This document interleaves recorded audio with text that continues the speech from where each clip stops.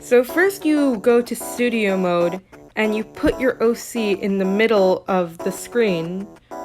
Then you press pose. Since I'm gonna have Kit Kat walk to the middle first, I'm going to have to press the walking button.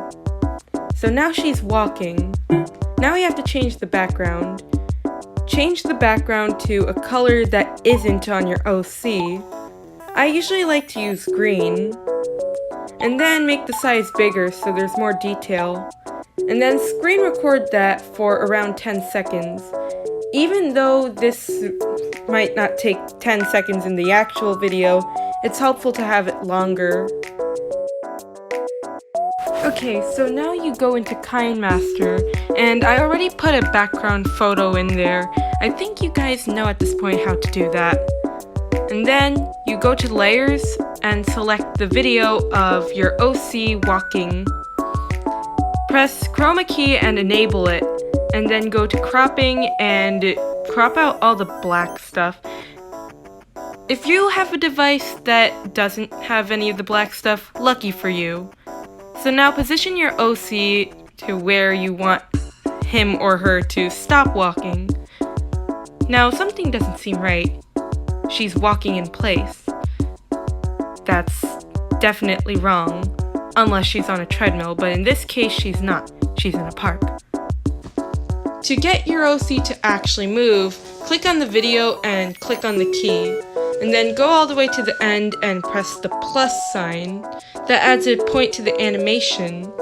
And then you go to the back of the video, the beginning of the video, and you bring the OC back to where he or she begins walking.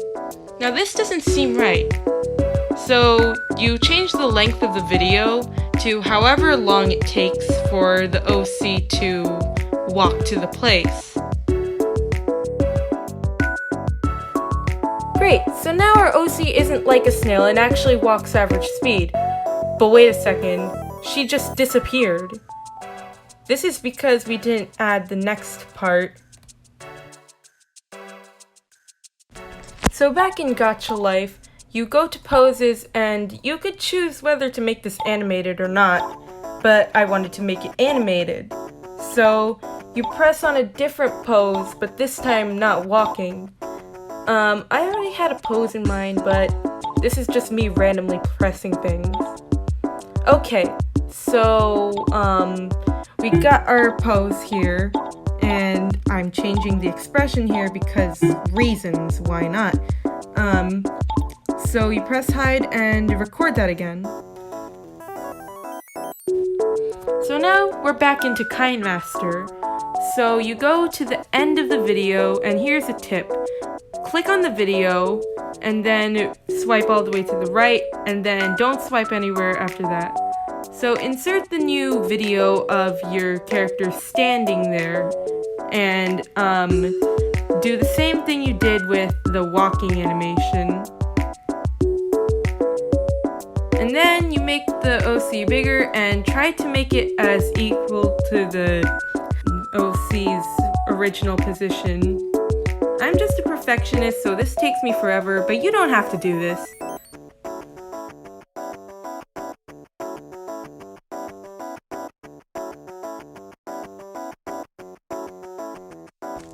Okay, so now you finished being a complete perfectionist, or maybe you did it like a normal person, and you put your OC's standing position in there. So then you crop it to however long you want it to be, and then check what it looks like. If it doesn't look smooth to you, then, well, try to fix it. Okay, so it looks good to me. Yay.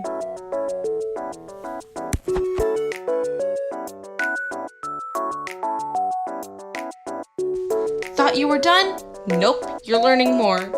So basically, after checking your animation, go to Layer, and then press Effect. Press Basic Effects, and then press Gaussian Blur. And then go to Shapes, and then press the circle option. And then add the feather to however much you want it. Yes, great grammar. Okay, then you make it basically the size so it's covering your OC. I'm gonna explain this in a bit.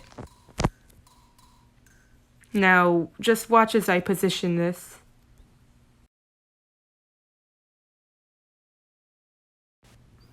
Okay, so now you adjust the length of the Gaussian blur effect to be only in the beginning. And then you do the same thing you did with the walking, and then make it so that it's covering the OC for the amount of time that it's on the screen.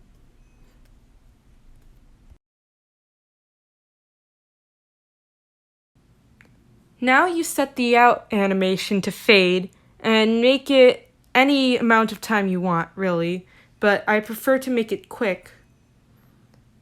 So now we go to the second part after watching through this because we're not done yet. So go to the part where it begins to fade away, if you get what I'm getting at, and then you press layer and add effect. And then you go back and add another Gaussian blur and cover the entire screen. And then you send it to the back.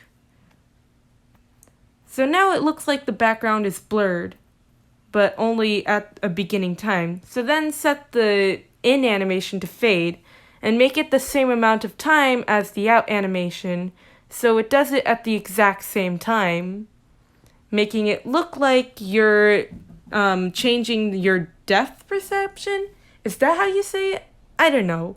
How do people say this?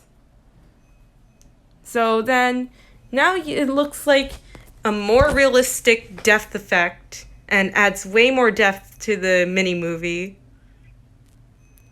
But we're not done yet. I'm a perfectionist. What do you expect? I haven't seen any mini-movies that have done this yet.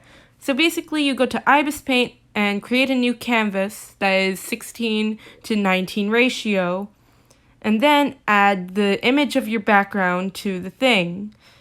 And then after you've done that, add a new layer.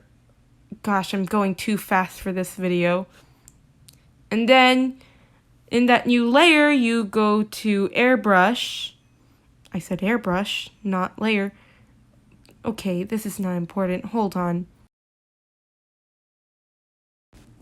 Okay, so the brush size is the biggest of airbrush. Yeah, biggest of airbrush. And the color is white. So then you go to the corner, whatever corner of the image that you want, and then put the white coloring on there as if it were light. And make sure it's on normal blending mode, because other blending modes don't work on KineMaster without paying. So try to make it look good like that. And also to make it look less grainy, you go add the effect of Gaussian blur. Because, wait, what am I doing here? No. Okay, so you go to filters, press Gaussian blur to make it look nicer, I don't know. And then set the radius to whatever you want, and then make sure it's, like, why? What did I do with the opacity in this video? Okay, so you basically set the background to one of the transparent ones and save it as an image. And then go to KineMaster.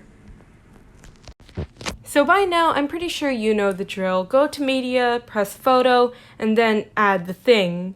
And then you make it cover the whole screen. And ta-da, there we go. There's light over it. Then you could go and change the opacity to however you want it. So you could make it softer or harsher light. I just prefer it the way it is, but I lowered the opacity for some reason. And then you could go to blending mode and change that if you actually paid for KineMaster. But since KineMaster isn't the best in my opinion, I just prefer to use the normal KineMaster. And yeah, honestly, I kind of wish I used hard light, but let's not talk about that. So now, here you have it. Your animation mini-movie editing thing. I don't know. So yeah, just double check over it and then you're ready to export it.